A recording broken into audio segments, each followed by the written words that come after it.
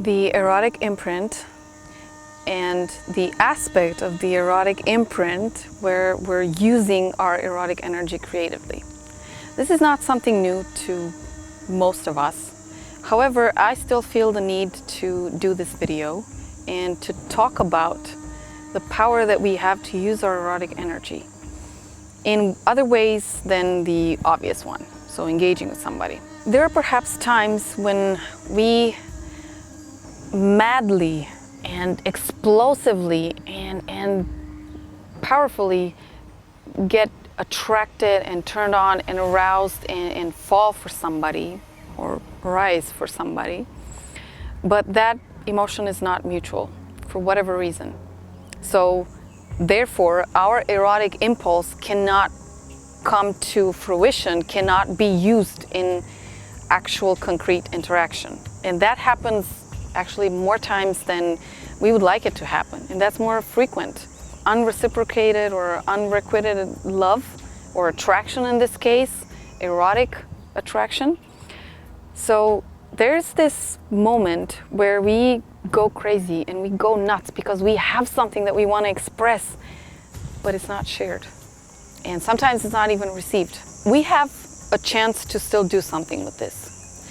It's not something that we want, okay? The majority of us, we want this energy to be expressed with the person that we're attracted to. So if that's not possible, most of us go for somebody else because they still have this energy and they want to use it. Some, they just want to discharge it. Some just can't handle it. It's too much. They got to do something with it.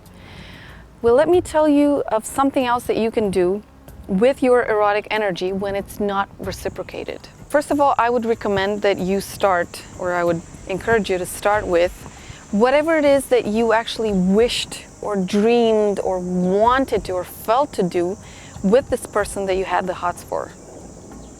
And start with that and let that inspire you into something else. Let that inspire you into being in a certain way, dressing in a certain way, behaving in a certain way with yourself, first of all. Now, I'm not saying get creepy here. I'm just saying use your attraction in a way to make you more attractive. Secondly, the things that you're already doing that you're super proud of, can you bring that energy consciously into whatever you're, especially if you're an artist, okay? Especially if you're an artist, in your crafts, in your paintings, in your photos that you're making, in your videos that you're making, or movies or films, in the dances that you're making. So in whatever it is that you're doing creatively, can you bring that energy that is not reciprocated in actual human interaction, bring it and grow and express or let it voice out into that endeavor? If you're not an artist, if you're just somebody who has a normal, quote-unquote normal job, and they have normal interactions with people, to just hang out sometimes, is there any way that you can bring that energy and that drive into your work? Can you be better at work? Can you be more audacious? Can you be more bold? Can you take a little risks? Can you make the work that you're making right now a little more impactful? Maybe there's a presentation that you have to give. Okay, can you bring that drive, that arousal in professional ways? By the way, you don't just bring it and express it like that. You transform it and you express it in your other areas of life. Can you find that courage to do that?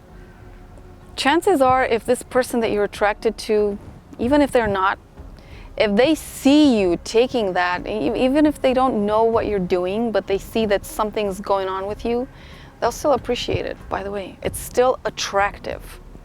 So instead of letting this energy go down in other ways in which is not so great, so you're engaging with somebody that maybe is not the one that you wanted, I would encourage you to, at least once in your life, whenever you're feeling this unreciprocated attraction and turn on, love, whatever it is that you're feeling, limerence. So anything that is unreciprocated and is sexual about you, can you transform it and give other things of your life power? This is way that I've found to use my sexual energy, this is actually what drove me to do this work.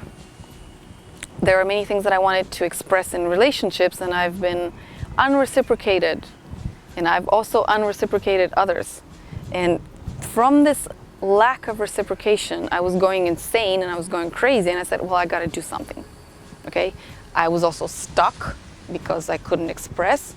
So in the end, but it took years in my case. It was years of not finding reciprocation. So it took years for me to transform this and channel it into this work. Some people appreciate this. Some people are actually receiving help because of this. Hey, I've managed, it's not those guys that didn't want me back, or those guys that I didn't want back. It's not them that did this. It's a conscious effort that took years, and it's my erotic energy brought in a way that actually helps people. So I find this to be, I'm not an artist, you know, I went into personal development and coaching.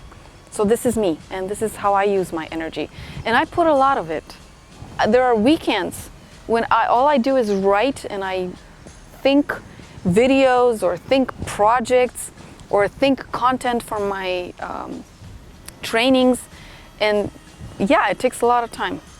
And that would be time that I would spend with somebody that was reciprocal or reciprocating me in my emotions. If it doesn't happen, I still do something with it.